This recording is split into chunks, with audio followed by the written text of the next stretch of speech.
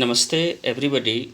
In the previous video, I explained the first part of the chapter The Sound of Music, and in this video, I am going to explain the second part of the sound of music, that is the Sahnai of Bismillah Khan. The present story has been also written by Devra Kauli. So let us first discuss the title, The Sahnai of Bismillah Khan. So the chapter is about Ustaz Bismillah Khan. He was a popular Sahnai player in India. He is a legend because he did something which has historical significance and importance. He played the Sahnai on the day India got independence, that is 15th August 1947, at the Red Fort before the Prime Minister of India, Pandit Jawaharlal Nehru, gave his speech. So before that, Bismillah Khan played the Sahnai in order to signify something auspicious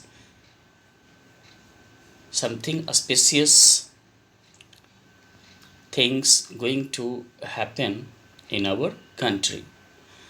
India was about to get freedom, and so on that occasion, Bismillah Khan played the Sahnai, and so he is a legend. That means he is a very popular, famous Sahnai players. Now, before moving to the chapter, let us discuss before you read. Do you know these people? What instruments do they play? You can say there are many pictures, and all the pictures are of musical instruments player, and all the personality who are very famous, who are very popular, belong to India. And among them, Bismillah Khan is also there in this picture, who is playing a Sahnai. So you all will find out about these great musical instruments player and try to know about them. Now think of the Sahnai, and the first thing you notice, I probably imagine, is a wedding or a similar occasion or function. So what do you think that Sahnai is played on what occasion?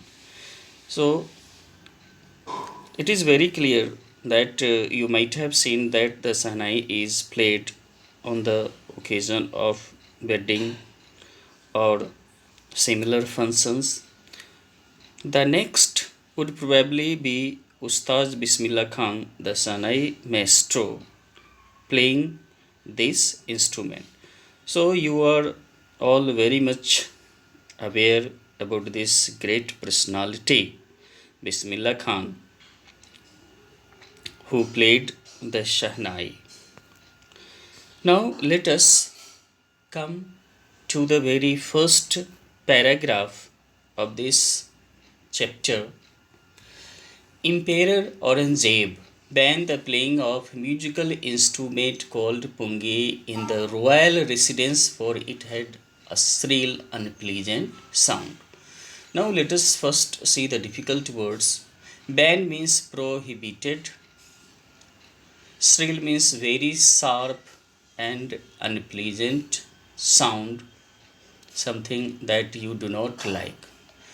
So here, pungi was a musical instrument, and the predecessors of the Sahnai. When the Mughal ruled India, Mughal emperor ruled India, before the Britishers came, there was a very famous Mughal ruler named Aurangzeb.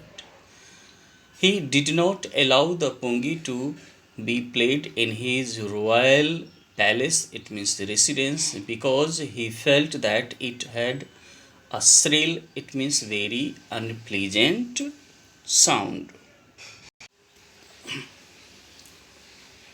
Pungi became the generic name for reeded noise maker. Here, generic name means a name given to a class or a group as a whole. Generic name means the scientific name or a broad classification of something reeded. Wind instruments which have reeds like the flute, the clarinet, etc. So, any musical instrument which is made with reeds, like we have flutes, clarinets, they all are classified as pungi. So, pungi is a broad term for any type of instrument which uses wind to produce sound.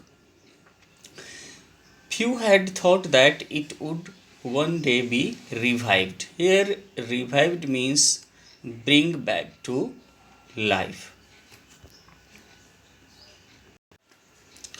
As Aurangzeb has banned all these reeded noisemaker in his royal palace, he had banned pungi in his royal residence. No one thought that one day such noisemaker, it means pungi, such instrument which made an unpleasant sound, would be played and their sound would be liked by audience. A barber of a family, a professional musician who had access to the royal palace, decided to improve the tonal quality of the pungi. Here, tonal quality means sound that is produced by pungi. So, as the pungi had an unpleasant sound, it is not liked by the people because it has very shrill sound, shrill voice. So, there was a barber, you as you all know that, who cuts your hair, who belonged to a family of professional musician, and he wanted to play the pungi, but he knew that the sound produced by pungi was unpleasant, and so he decided to improve the sound. So what he did, he chose a pipe with a natural hollow stem that was longer and broader than the pungi, and made 7 holes on the body of the pipe. Here, hollow means empty from inside. This barber took a pipe which was a hollow stem. Hollow means empty from inside. It was longer and broader than the pungi. He made 7 holes on the body of the pipe. You have seen a flute. It is something like this, as you can see in this picture. It is a pipe which is hollow from inside and has holes on it. When he played on it, closing and opening some of these holes, soft and melodious sounds were produced. Then he blew air into the pipe and closed and opened different holes, as you have seen the flute player. Just when someone played the flute, just he was opening and closing the holes and he was producing sound. So he found that soft and melodious, very sweet sounds were produced when he did like this. He played the instrument before royalty and everyone was impressed. When the barber played this instrument in the royal court, it means the palace, everyone liked the sound produced by it. The instrument, so different from the pungi, had to be given a new name.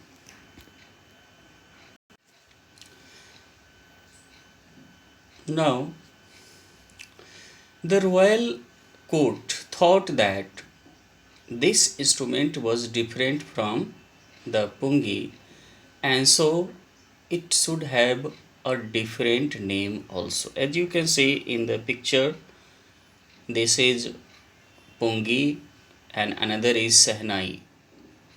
So pungi is different from sahnai. As the story goes, since it was first played in the Shah's chambers and was played by a Nai. Nai is a barber. The instrument was named the Sehnai.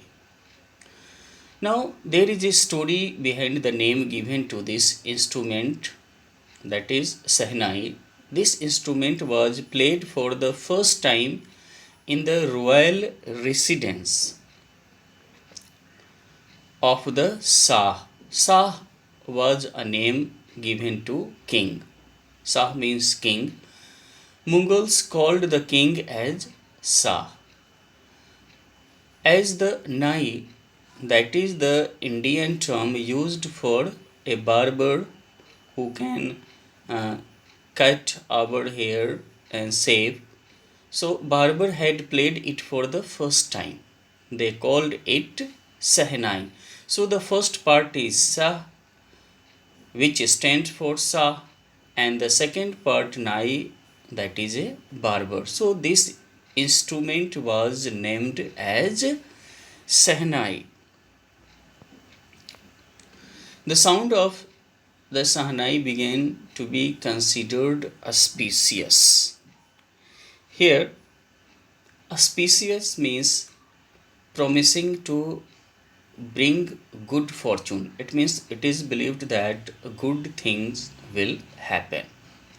The sound which was produced by Sehnai was considered to be a good omen, it means auspicious, and so it was played on good occasions. As you have seen that Sehnai is placed on the wedding functions, so it is considered that the good thing will happen.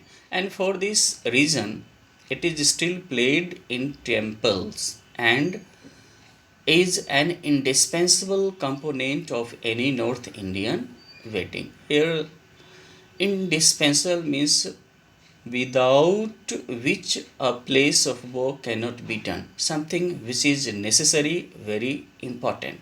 So you can hear Sahnai being played at many temples and at wedding also. It means wedding functions also. The Sahnai is played.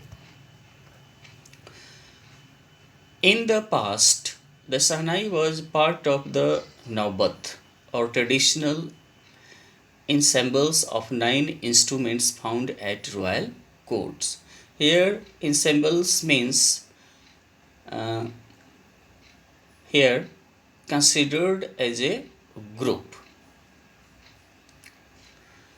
The Sahnai was a part of the Naubat. Naubat, what is Naubat? Naubat is an Urdu word and it means traditional assembles. That means a traditional group of 9 musical instruments. So, these 9 musical instruments were played at the royal court and Sahnai was also a part of Naubat. Till recently, it was used only in temples and wedding. The credit for bringing this instrument onto the classical stage goes to Ustad Bismillah Khan. The Sahnai was played at the king's court, in temples and at weddings. It was used on the stage in performances and the credit for that goes to Ustad Bismillah Khan, who was a legendary Sahnai player and people wanted to hear him play the Sahnai. As a 5-year-old, Bismillah Khan played Gilli Danda near a pond in the ancient state of Dumrao in Bihar. So when Bismillah Khan was 5 years old, he lived in an old state named Dumrao in present day Bihar state. He used to play Gilli Danda. All of you know that what is Gilli Danda. It is quite similar to cricket. And old sports quite similar to this, that is the cricket. So Bismillah Khan used to play Gilli Danda in his state. He would regularly go to the nearby Bihariji temple to sing the Bhojpuri Chaita, at the end of which he would earn a big laddu 1.25 kg, a prize given by the local Maharaja. Here, laddu are, it means sweets, originated in the Indian subcontinent. Also, he would go to the nearby Bihari Ji temple. Although Bismillah Khan was a Muslim, he would go to the temple and he would sing this song, Chaita, in Bhojpuri language. Bhojpuri language is spoken in an area of Bihar. When he would finishes reciting the song, he would get a big laddu as reward, as prize, and the weight of that laddu was 1.25 kg. This was a prize given to Bismillah Khan by local Maharaja for singing the Chaita. This happened 80 years ago, and the title, and the little boy has traveled far to earn the highest civilian award in India, that is the Bharat Ratna. So the author, it means the writer, says that this incident occurred when Bismillah Khan was 5 years old. When he was 5 years old, he used to sing in Bihariji temple, and he got reward as a form of big laddu. So that he would get this laddu as a reward, and after 80 years, Bismillah Khan earned the highest civilian award in India, the Bharat Ratna. So this is the distance that he has traveled in his life. At 5 years of age, he would get 1.25 kg laddu as a reward, and at 80 years, after 80 years, he achieved the highest civilian award in India, that is the Bharat Ratna.